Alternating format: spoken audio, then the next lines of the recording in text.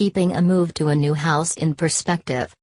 At midnight, the ice cube dispenser on the refrigerator is not merely dripping. Water pours onto the floor. I drop down towels, empty the accumulated cubes from their plastic container and pop it back inside the freezer. Was that the right thing to do? I ask my husband, who is trying to sleep. For goodness sakes, Don says, getting out of bed. We must leave for my monthly cancer blood test at 8 a.m. tomorrow. Don pulls out the tray, puts it in the sink, and props up a little stick in the freezer, pushing up the ice maker's metal wand in an attempt to stop the leak. Might work, might not. I'll stay awake to see whether the deluge stops. When an unexpected disaster arises, I diminish its significance by comparing it to the worst of my cancer treatments a few years ago. I can do this because my current condition remains stable with an experimental drug.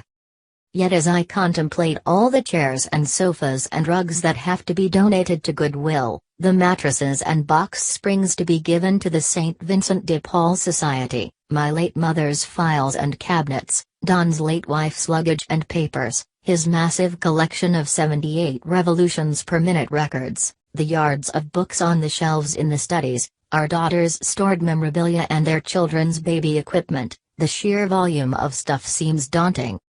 We are moving from a house of 4,000 square feet to an apartment less than half that size. One reason for our relocation, Don and I want to release our girls from the responsibility of dealing with the detritus accumulated over decades.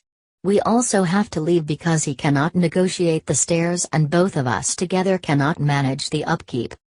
Throughout the weeks and then the months when our beloved but aging house has to be repaired so we can sell it, workers arrive to shore up the porch, to fix the bowed ceiling supports in the garage, the cracks over the foyer doorway, a foundation that needs to be anchored to keep the structure from shifting, broken screen doors, mold-in basement closets, chipped kitchen cabinets, and, oh, a tree appears to be growing out of the chimney, and, yup, an inspector found clogged drains, which suggest there might be trouble with the septic tank.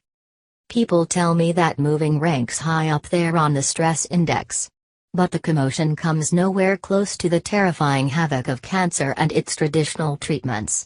Throughout the weeks and then the months of removals and renovations, the rhythms seem downright soothing, if measured against the ghastly tempos of surgeries, radiological interventions and chemotherapies.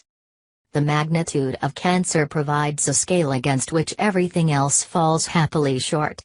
Cancer can be so bad that it imparts a sense of proportion.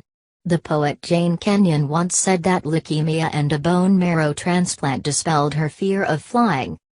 In the midst of all this chaos, I will postpone treating my recently diagnosed osteoporosis. I'm not clear yet about the efficacy of various remedies, but what about the cataract surgery?